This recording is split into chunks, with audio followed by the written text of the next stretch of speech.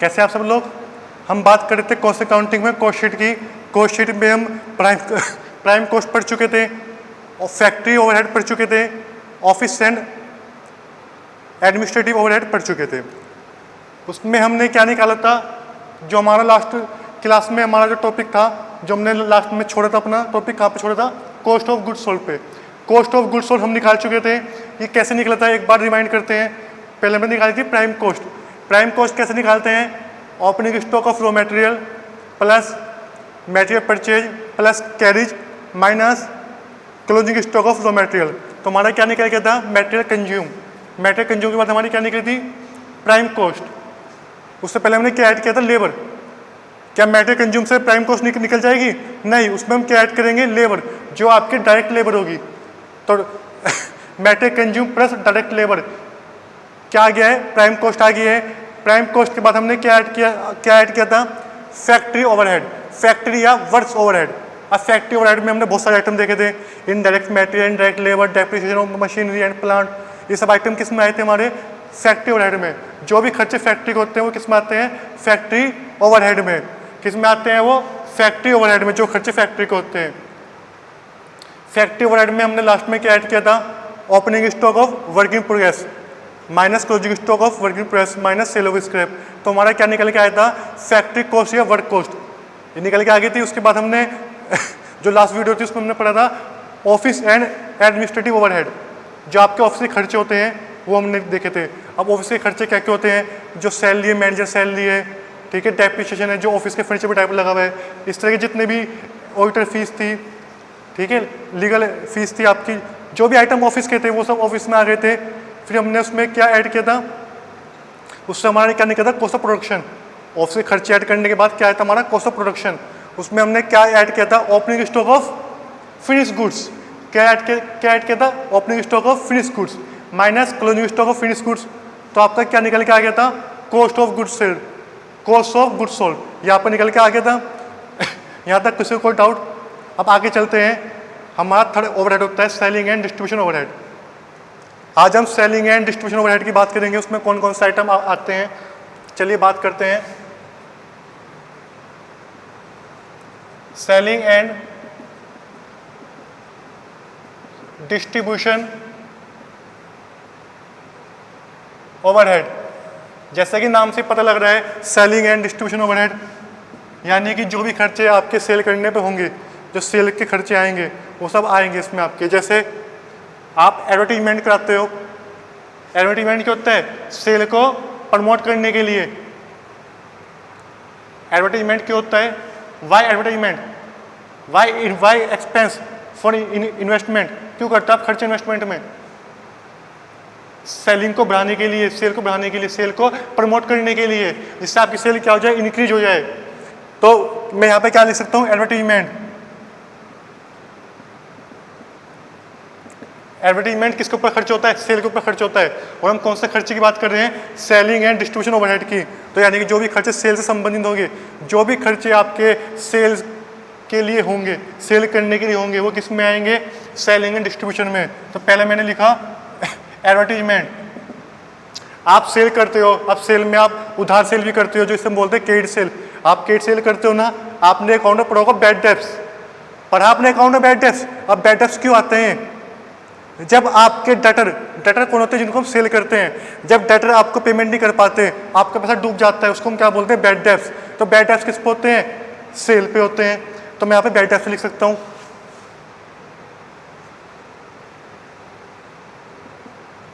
मैंने यहाँ पे क्या लिख दिया? बैड डेब्ट्स पे लिख दिया। बैड डेब्ट्स मैंने यहाँ पे क्यों लिखा? क्योंकि बैड डेब्ट्स भी आपके होते हैं। बैड डेब्ट्स कहाँ पे होते हैं? सेल पे होते हैं। कहाँ पे होते हैं बैड डेब्ट्स? सेल पे होते हैं।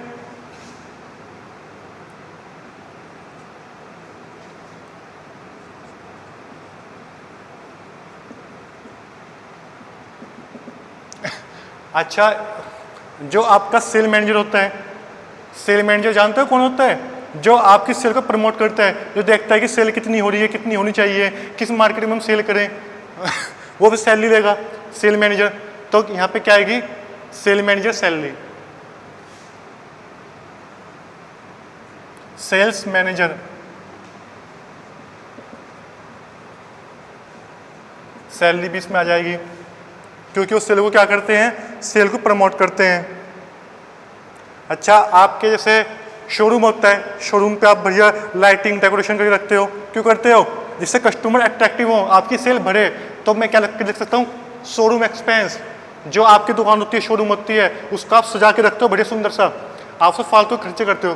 फालतू तो खैर खर्चे नहीं है, सेल प्रमोट करने के लिए, लेकिन आपने उसमें अच्छी डेकोरेशन करा ली है, ऊपर अच्छा नाम लिखा रखा है, फूल वूल लगा रखे हैं, देखा आपने बाजार में, तो वो क्यों होता है, सेल को प्रमोट करने के लिए। तो मैं यहाँ पे क्या लिख सकता हूँ, शोरूम एक्सपेंस।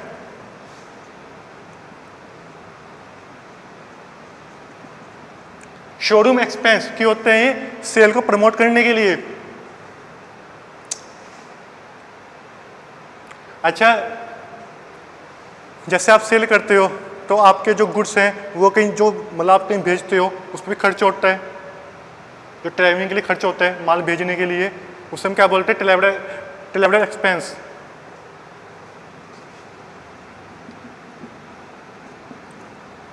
ट्रैवलर एक्सपेंस, जो भी आपके ट्रैवलिंग को लेकर एक्सपेंस होंगे, क्योंकि आप गुड्स भेज रहे हो, आप सेल कर रहे हो, तो आप माल जो मतलब भेजते हो उस पर खर्च आता है, या कोई बेचने जाता है माल बाहर, आपने भाई बंद लगा दिया कि भाई माल को बेच के आओ, तो वो खर्चा उस पर खर्च होगा, उसे हम बोलेंगे ट्रैवल एक्सपेंस। इसके आगे बात करते हैं हम, और सोचो और खर्चे कौन से होंगे।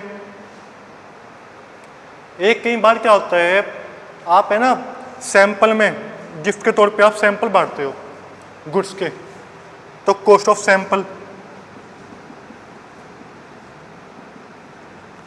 Cost of sample goods oblique gift etcetera. मैं ऑब्लिक यहाँ को मिला देता हूँ, बांटते हो ना,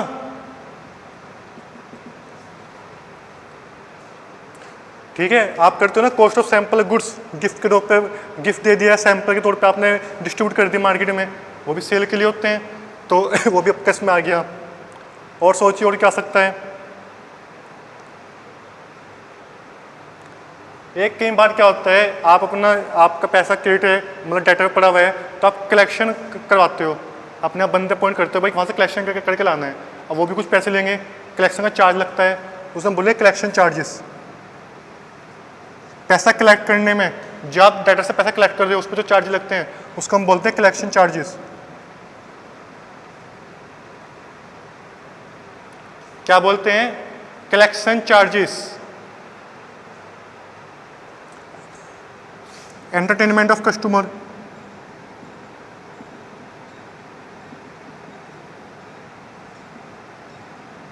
आपने कस्टमर के एंटरटेनमेंट के लिए कोई खर्चा किया है, entertainment of customer, entertainment of customer, आपने कस्टमर के एंटरटेनमेंट के लिए, मनोरंजन, जो आपने कस्टमर का मनोरंजन कराया है उसके लिए जो खर्चा किया है वो भी इसमें आएगी। जब सेल के लिए करोगे, सेल बढ़ाने के लिए, आपने देखा होगा कई बार आप बड़े बड़े शोरूम में जाते हो, वहाँ पे ना बच्चों के लिए झूले पार्क लगे हुए हैं, इस तरीके की कुछ देखने की चीज़ें लगी हुई हैं जो आपको अच्छा लगता है, ठीक है, उस पर जो खर्चा होगा वो भी इसमें आएगा आपका, क्योंकि सेल के लिए है वो खर्चा, वो भी इसमें आएगा। एक आपके ब्रांच के एक्सपेंस होते हैं, ठीक है, जो ब्रांच से रिलेटेड एक्सपेंस होते हैं वो आ गए इसमें। और आपका इसमें आ सकता है, और सोचिए क्या आएगा इसमें, सेलिंग से सोचिए, सेलिंग में जो खर्चे होंगे। एक आपका आ सकता है इसमें कैरिज आउटवर्ड, कैरिज इनवर्ड तो आता है आपका प्राइम कॉस्ट में, जब मटेरियल लिखते हो, यहाँ पर आता है आउटवर्ड। इनवर्ड आता है प्राइम कॉस्ट के अंदर, जब मटेरियल की बात करते हैं, यहाँ पर आता है आउटवर्ड। ध्यान रखना, ये आउटवर्ड माने जब माल आपका जाता है, बाहर जाता है, जब आपकी सेल होती है तो आपका भाड़ा लगता है ना सेल माल भेजने के लिए, उसे बोलते हैं कैरिज आउटवर्ड।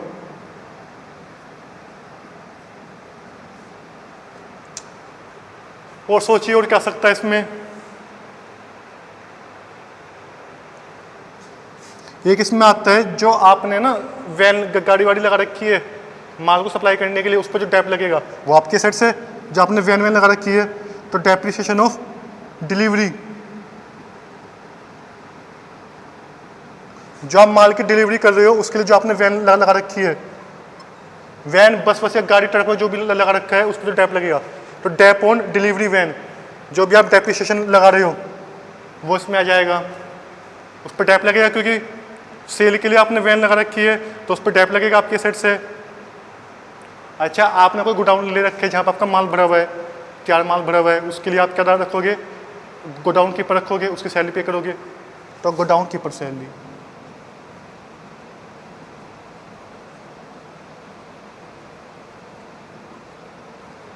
गोडाउन कीपर की सैलरी आ जाएगी इसमें आपकी।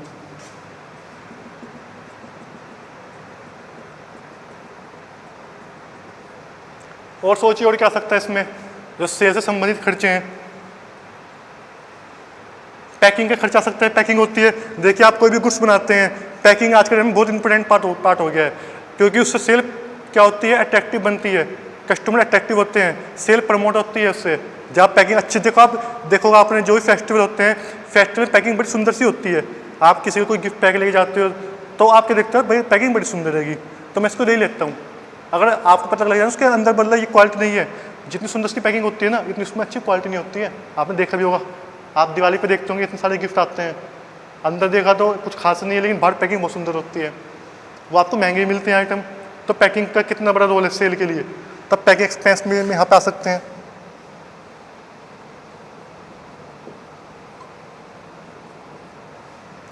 पैकिंग एक्सपेंस में यहाँ पे आ सकते हैं, पैकिंग का बहुत बड़ा रोल होता है। ठीक है, तो इसमें अब आपकी कौन सी कॉस्ट आ गई निकल के, कॉस्ट ऑफ सेल। क्या निकल के आ गई आपकी, ये क्या निकल के आई आपकी, कॉस्ट ऑफ सेल। इसको मैं कह सकता हूं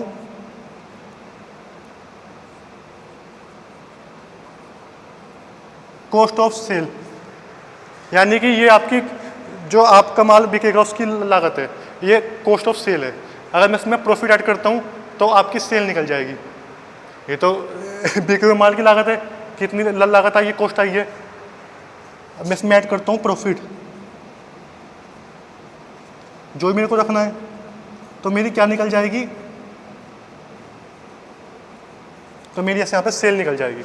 ये मेरी क्या निकल गई, सेल निकली है। कब निकली है, जब मैं कॉस्ट ऑफ सेल में प्रॉफिट जोड़ता हूँ। तो ऐसे आपकी कॉस्ट शीट बनती है।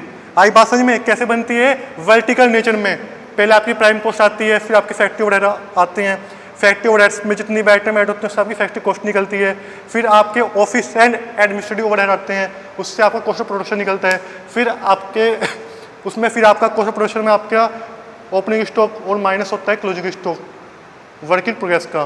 तो क्या आता है, कॉस्ट ऑफ गुड्स सोल्ड। फिर आपके सेलिंग एंड डिस्ट्रीब्यूशन क्या होते हैं, क्या करते हो, ये ऐड करते हो। तो क्या आता है आपका कॉस्ट ऑफ सेल। ये आपकी कॉस्ट शीट बन गई इस तरह से वर्टिकल नेचर में। एक बार फिर मैं रिवाइज कराता हूँ। पहले हमने क्या किया था, प्राइम कॉस्ट निकाली थी।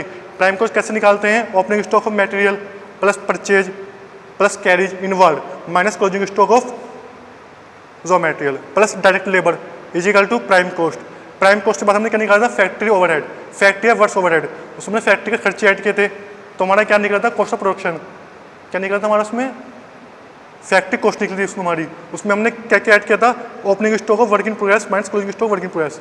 उसके बाद हमने ऑफिस एंड एडमिनिस्ट्रेटिव ओवरहेड को ऐड किया था। उसमें हमारा क्या निकला था, कॉस्ट ऑफ प्रोडक्शन। उसमें हमने ओपनिंग स्टॉक ऐड किया था फिनिश गुड्स का minus closing stock of finish goods. तो हमारा क्या निकला था, कॉस्ट ऑफ गुड्स सोल्ड। फिर हमने सेलिंग के खर्चे ऐड किए, तो हमारा क्या आ गया, cost of sale. Profit add किया तो सेल नहीं निकल गई। ठीक है, ये हमारी कॉस्ट पूरी हो गई है। ये कॉस्ट पर यूनिट आता है। आज की वीडियो में अपनी यही रखता हूँ। Thank you.